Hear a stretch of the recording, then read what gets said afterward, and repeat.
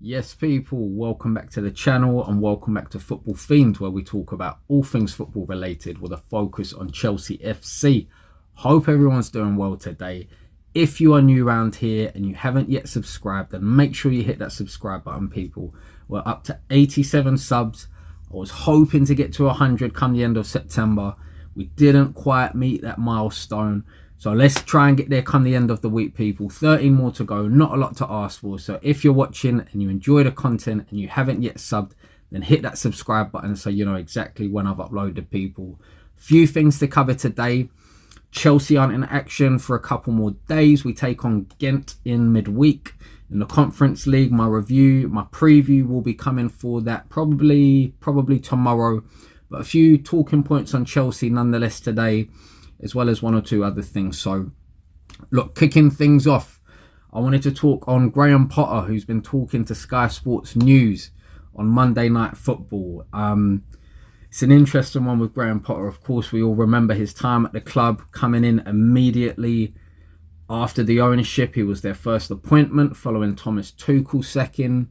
He's been talking to Sky Sports News on various things, but also naturally the conversation about his time at Chelsea was going to come up. It was always going to be asked, right? And look, it's funny. I look back at his time at Chelsea, and at the time, honestly, at the time when Potter was at the club, I felt like the media, the fan base, the noise around him, everyone was on this guy's back, and I don't even felt like he was never really given a fair hand, right? He was never really given a fair playing field to compete with in terms of the new ownership, in terms of the money spent on all the players. Completely different squad. We'd just lost Tony Rudiger, Christensen. We'd just lost like some of our best defenders.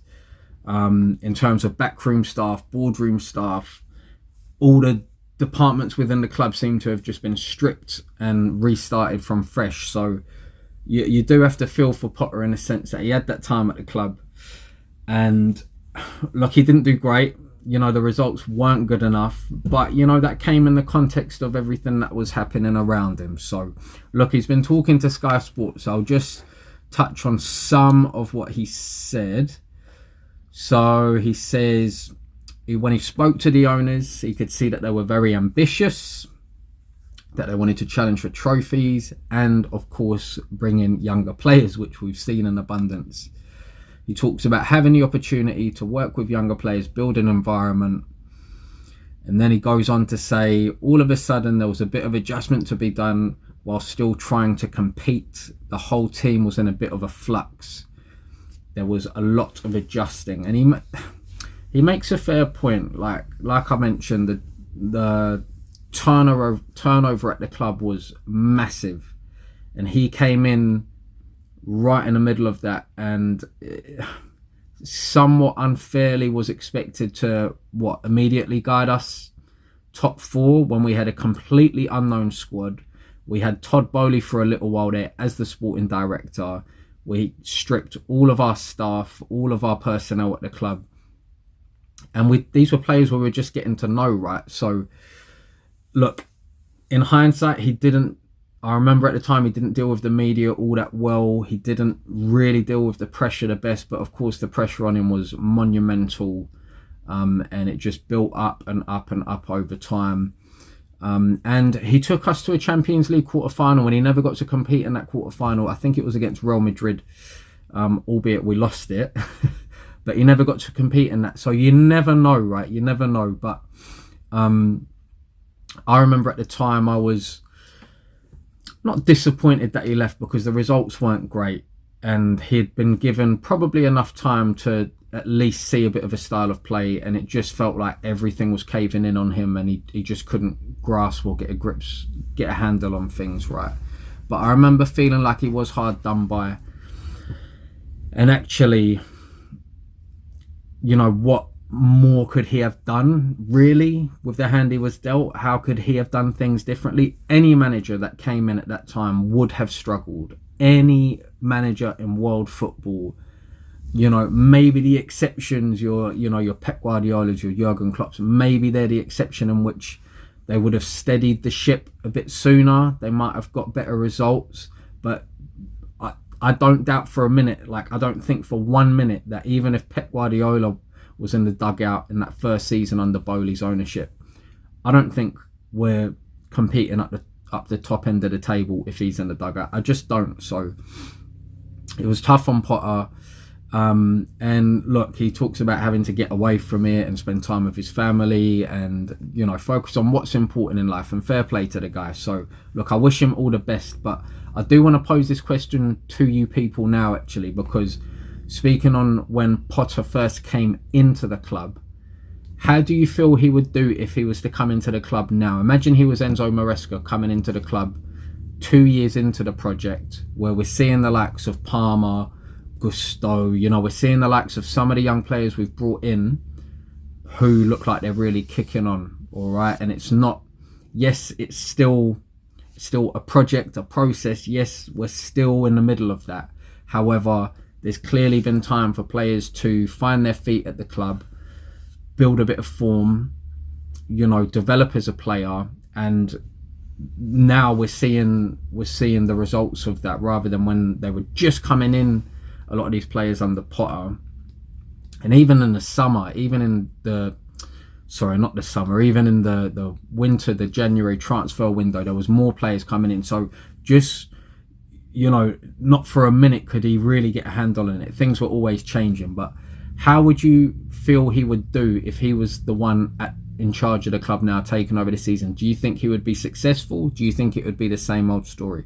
Because let's be real, every other club he's been at, he's been successful. He started from the very, very bottom, Potter. I think he was talking about managing in like the Swedish 4th division or something like that, you know, and then Swansea, Brighton, you know, he did well wherever he went, and he came to Chelsea and it was a bit of a disaster. But yeah, just an interesting take. I'd love to hear your thoughts on how you feel like he would do if he was appointed manager at the moment. But yeah, respect to Potter.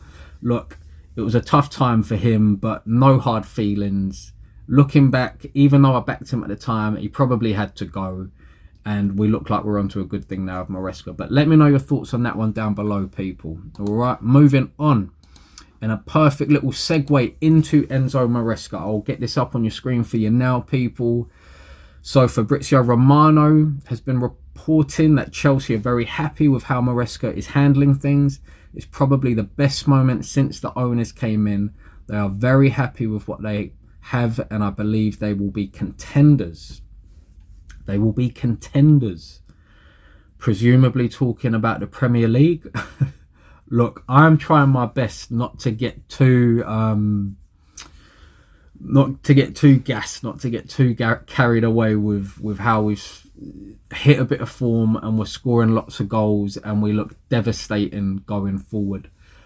Contenders, I tell you what, I would think we could potentially be contenders if we get through the next 5 games. If we come through Liverpool, Newcastle, Man U, Arsenal, if we can pick up 3 out of 4 wins in those games, which is a lot to ask for, but that would tell me that maybe we are contenders.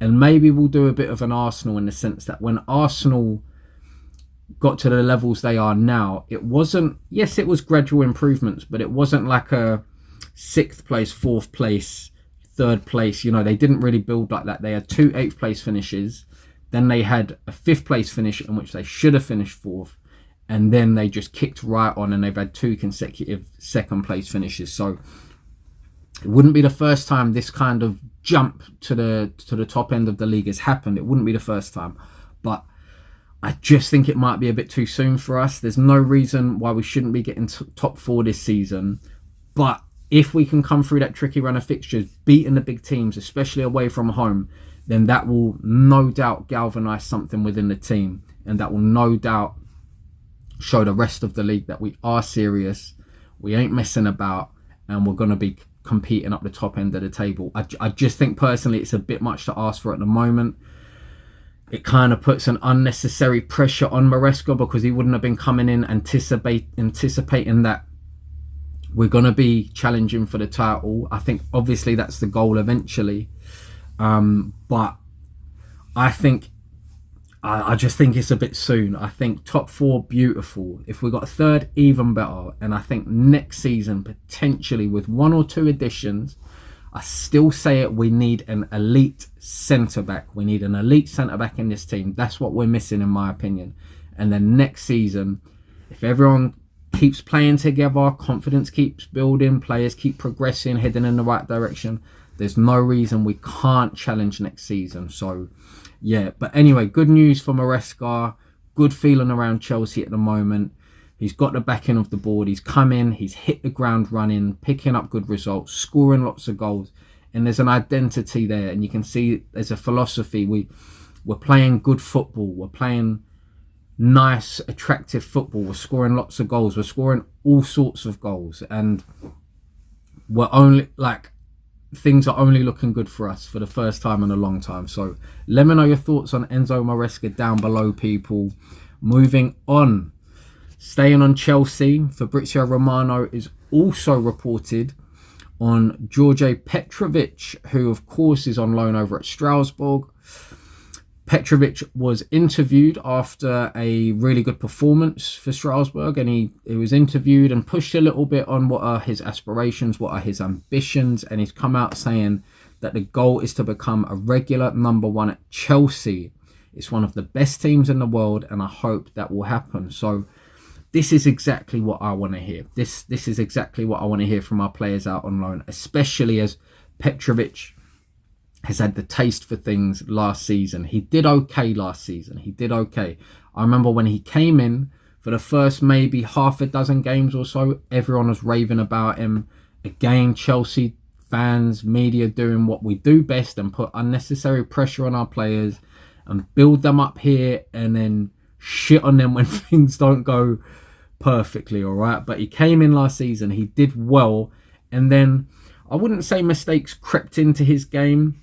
I don't really remember all that many high profile mistakes, but I just think he's not the finished article yet. He's a younger player. He's still got a lot of developing to do, all right? And Maresca's come in, and presumably the coaching staff, the backroom team, you know, it seems like they were more in line in favour with Robert Sanchez and how he plays, you know, playing out of his feet, because Petrovic probably isn't the best at that. But it's great hearing him come out and say that he wants to be number one at Chelsea. Like, I love that. I love that he obviously knows that, like, in going out to Strasbourg, he probably had to do it, okay, if he knows he wants to get game time, and given an opportunity to impress in a lesser team where he will be number one, and if he performs well, can really stand out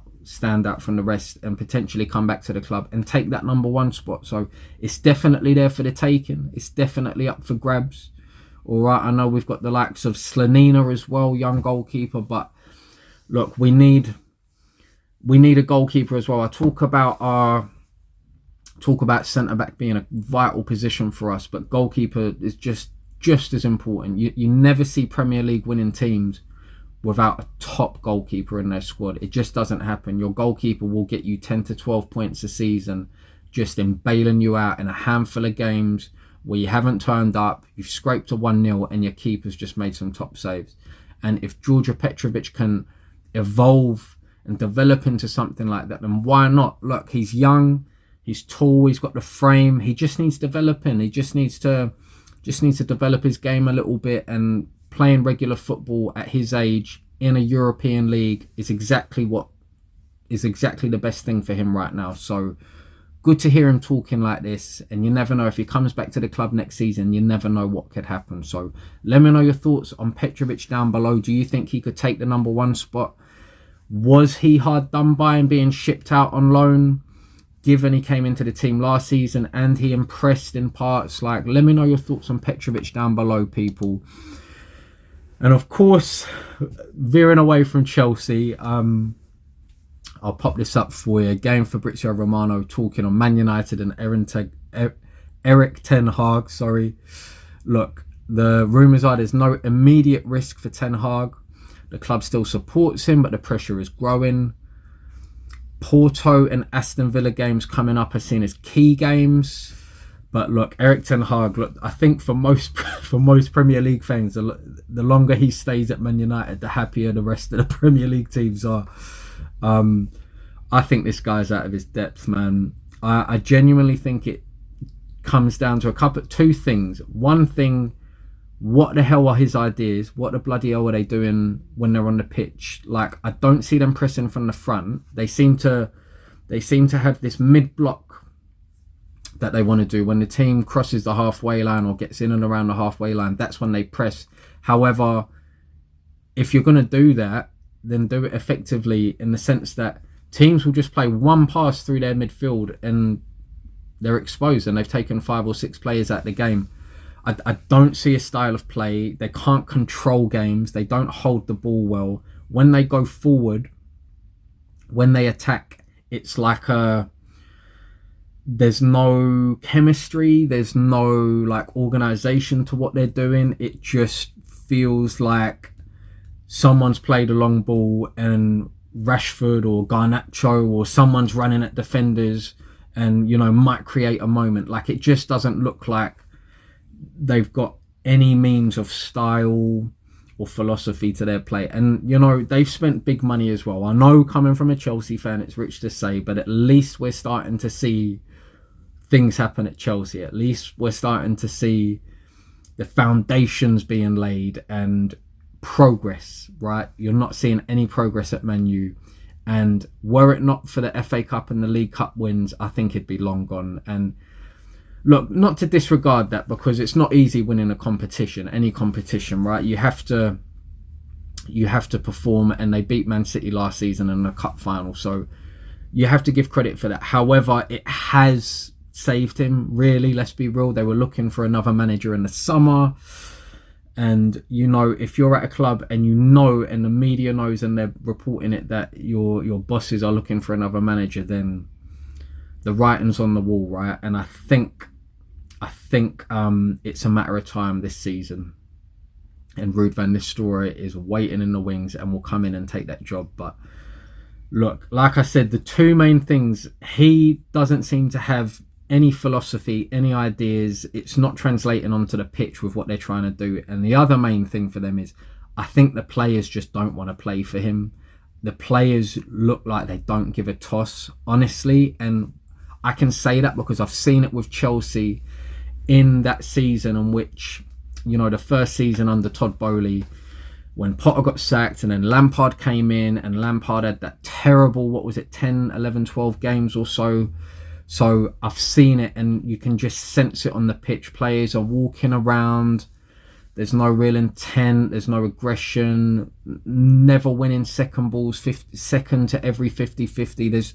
There's just no desire there. So I feel for the bloke, but at the same time, we've had our time down in the trenches, and, you know, we can relate, but at the same time, it's nice to see a rival team struggling as well. So let me know your thoughts on Erik ten Hag, people.